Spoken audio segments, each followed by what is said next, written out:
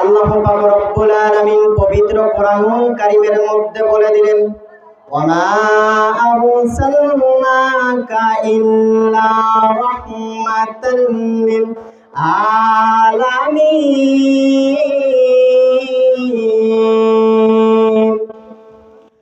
ও দুনিয়ার মুসলমান ইমানদার আল্লাহর গোলাম, ও কবর পথের পথিক, রব্বুল আলামিন বলে আমি আমার রাসূলকে পুরা জাতির জন্য রহমত হিসেবে পাঠিয়েছি। শুধু রহমত হিসেবে পাঠিয়ে আমি আমার রাসূলকে তোমাদের মাঝে শুধু মানব জাতির জন্য যে রহমত হিসেবে পাঠিয়েছি। আসসালামু আলাইকুম ওয়া রাহমাতুল্লাহি ওয়া বারাকাতুহু। إن الحمد لله نحمده ونستعينه ونعوذ بالله من شرور أنفسنا من يهده الله فلا مضل له ومن يضلله فلا هادي له وأشهد أن لا إله إلا الله وحده لا شريك له وأشهد أن محمدا عبده ورسوله. أعوذ بالله من الشيطان الرجيم. بسم الله الرحمن الرحيم. وما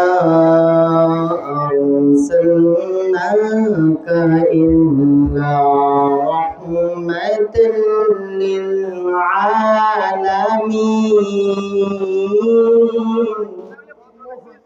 وآية كلام الله تعالى يا أيها الذين آمنوا صلوا عليه وسلموا تسليما. اللهم صل على مولانا محمد وعلى آل سيدنا مولانا محمد. প্রভু তুমি বলেছ রাসূল দেবে না, বলনি দেবে না ওমর, বলনি দেবে না হামজা তারিফ, খালিদ বিজয়ী ওমর। লা ইলাহা লা ইলাহা লা ইলাহা ইল্লাল্লাহ মুহাম্মাদুর রাসূলুল্লাহ। কৃষ্ণমঙ্গল কলেজ এন্ড যুব সমাজের উদ্যোগে এক বিশাল মাহফিল। আল্লাহ পাক রব্বুল আলামিন এই মাহফিলের প্রধান অতিথি, বিশেষ অতিথি এবং যারা সভাপতি আছেন আল্লাহ তাআলা সকলকে দ্বীনের জন্য কবুল করে সবাই বলেন আমিন। আল্লাহ পাক রব্বুল আলামিন পবিত্র কোরআনুল কারীমের মধ্যে বলে দিলেন, ওয়ামা আরসালনাকা ইল্লা রাহমাতাল লিল আলামিন। ও দুনিয়ার মুসলমান ইমানদার আল্লাহর গোলাম, ও কবর পথের পথিক, রব্বুল আলামিন বলে আমি আমার রাসূলকে পুরা জাতির জন্য রহমত হিসেবে পাঠিয়েছি। শুধু রহমত হিসেবে পাঠিয়ে আমি আমার রাসূলকে তোমাদের মাঝে শুধু মানব জাতির জন্য যে রহমত হিসেবে পাঠিয়েছি তা কিন্তু নয়। আমি আমার রাসূলকে জিন জাতিদের জন্য রহমত হিসেবে পাঠিয়েছি। রব্বুল আলামিন বলে শুধু যে জিন এবং মানব জাতির জন্য রহমত হিসেবে পাঠিয়েছি তা কিন্তু নয়। আমি রব্বুল আলামিন ওই সাগরের নিচের তলের মাছগুলো যত প্রকার প্রাণী আছে আমি রব্বুল আলামিন সকলের জন্য রহমত হিসেবে পাঠিয়েছি। জোরে বলেন না সুবহানাল্লাহ। जिंदगी में बंदगी तू करना है, जिंदगी में बंदगी शर्मिंदा है। आए थे हम कुछ न कुछ खरीदने को, बाजार से गुजर हो खरीदार ना हो। ये दुनिया एक मिसल कागज फूल है, ये दुनिया एक मिसल कागज फूल है। সকলে জবান ছেড়ে দিয়ে বলেন আল্লাহু আকবার। আল্লাহ পাক রব্বুল আলামিন বলেন, আমি আমার রাসূলকে তোমাদের মাঝে রহমত হিসেবে পাঠিয়েছি। বিশ্ব নবী আলাইহিস সালাতু ওয়াস সালাম যখন নবুয়ত পেলেন, নবুয়ত পাওয়ার পর যখন বিশ্ব নবী তার দাওয়াতি কাজগুলো মক্কার মধ্যে শুরু করে দিলেন, আল্লাহ পাক রব্বুল আলামিন পবিত্র কোরআনুল কারীমের মধ্যে বলে, ইয়া আইয়ুহাল মুদ্দাসসির, ও চাদর আবৃত ব্যক্তি, আপনি ওঠেন, আপনার রবের কথাগুলো মানুষের সামনে বলাইয়া দেন। রব্বুল আলামিনের এই আদেশ পাওয়ার পর আপনার আমার প্রাণের নবী যখন মানুষের সামনে দ্বীনের কথা বলতে গেলেন, ইসলামের কথা বলতে গেলেন, বিশ্ব নবী আলাইহিস সালাতু ওয়াস সালামকে অনেক অত্যাচার করা হলো।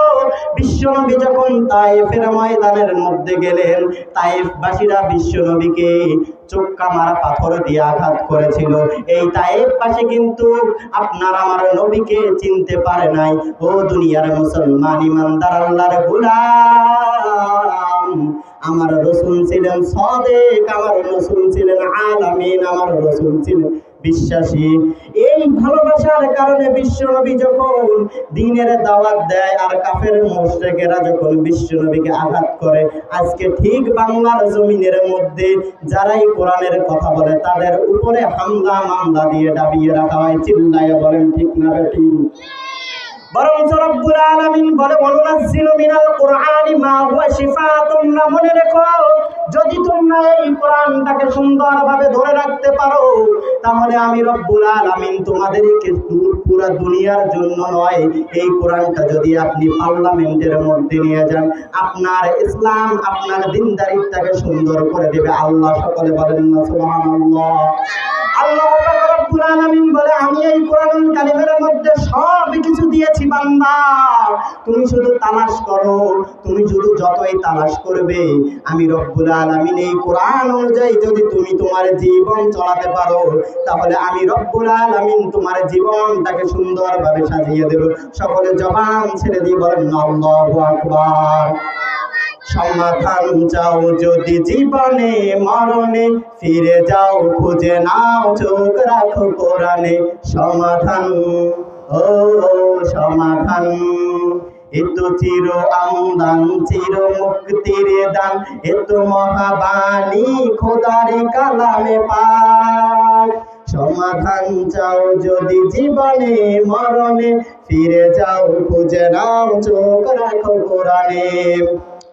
আল্লাহ পাক রব্বুল আলামিন আপনার আমার নবী যখন দ্বীনের দাওয়াত দেওয়ার জন্য মক্কা নগরীর মধ্যে যখন দ্বীনের দাওয়াতগুলো দিকে দিকে যখন ইসলামের সংখ্যা বাড়তেছে, ঠিক পাশাপাশি বিশ্ব নবী আলাইহিস সালাতু ওয়াস সালামের শত্রুর সংখ্যাও বেড়ে গেল। আবু জেহেল, আবু লাহাব, উতবা সাইবা বিশ্ব নবীকে দেখতে পারে না, মুহাম্মদের নামে যুদ্ধ ঘোষণা করে। মুহাম্মদ যদি নামাজের মধ্যে সিজদার মধ্যে চলে যায়, মুহাম্মদের উপরের মধ্যে উটের নারী ভুঁড়িগুলো, পচা নারী ভুঁড়িগুলো পচায় দেয়।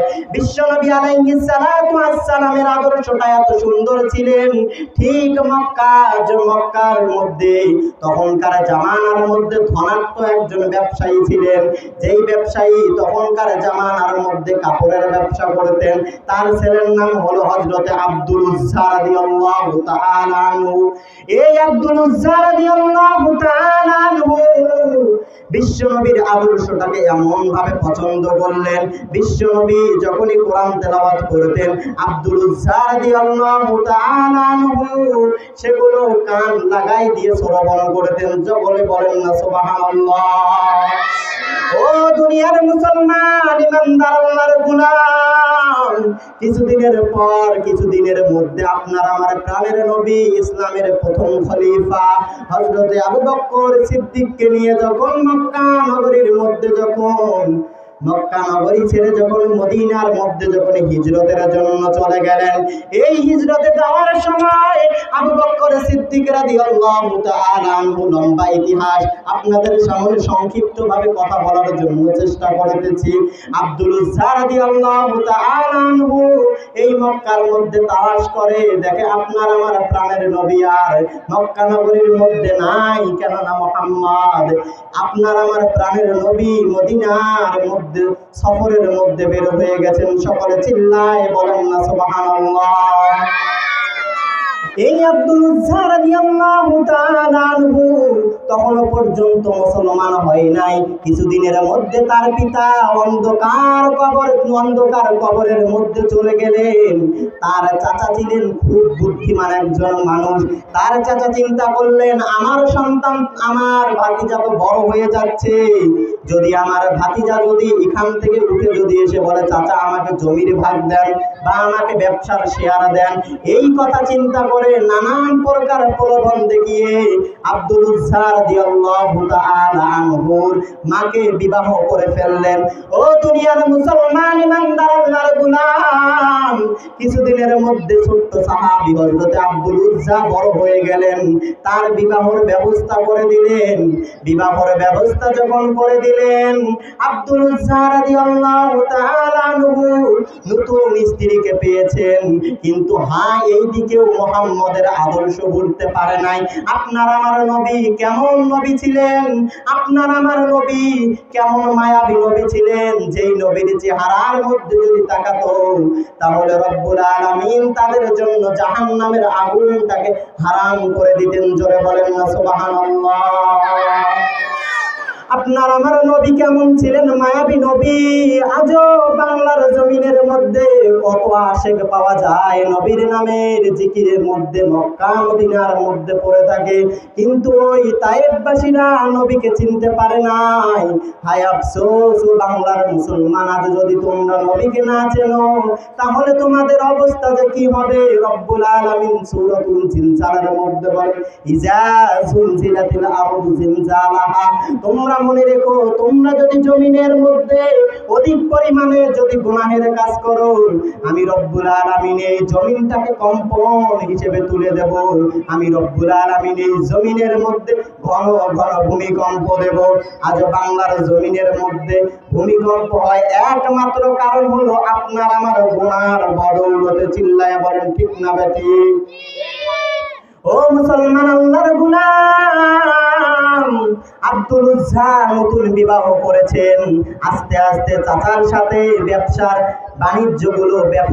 কাজের মধ্যে নানান দেশের মধ্যে যায়, নানান জায়গার মধ্যে বাণিজ্য করার মধ্যে যায়। এই আব্দুল উজ্জা রাদিয়াল্লাহু তাআলা আনহু তখনও পর্যন্ত মুসলমান হয় নাই। এই আব্দুল উজ্জা রাদিয়াল্লাহু তাআলা আনহু কি করলেন, দেখলেন একদিন তার চাচার মনটা খুব ফুরফুরে অবস্থায়। আব্দুল উজ্জা ডাক দিয়ে বলে, ও আমার প্রাণের প্রিয় চাচা, মুহাম্মদের আদর্শটাকে তোমাকে কেমন লাগে? আব্দুল উজ্জা ডাক দিয়ে বলে, আব্দুল উজ্জার চাচা ডাক দিয়ে বলে, ও আব্দুল উজ্জা, মুহাম্মদের আদর্শ ছিল একমাত্র মক্কা নগরীর মধ্যে সব থেকে উত্তম আদর্শ। মুহাম্মদ ছিল সাদিক, মুহাম্মদ ছিল রহমত, মুহাম্মদ ছিল আলামিন, মুহাম্মদ ছিল ইয়াসিন। এই মুহাম্মদের আদর্শটাকে আমার খুব ভালো লাগে। তখন আব্দুল উজ্জা বললেন, এই তো আমার চাচা মনে হয় আমার পক্ষে এসে গেছে।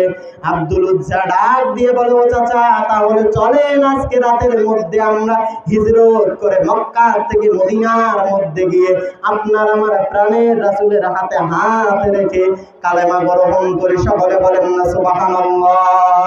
প্রভু তুমি বলেছো রাসূল দেবে না, বলনি দেবে না ওমর, বলনি দেবে না হামজা তারিফ, খালিদ বিজয়ী ওমর। ওয়া আখিরি দাওয়ানা আলহামদুলিল্লাহি রাব্বিল আলামিন। আসসালামু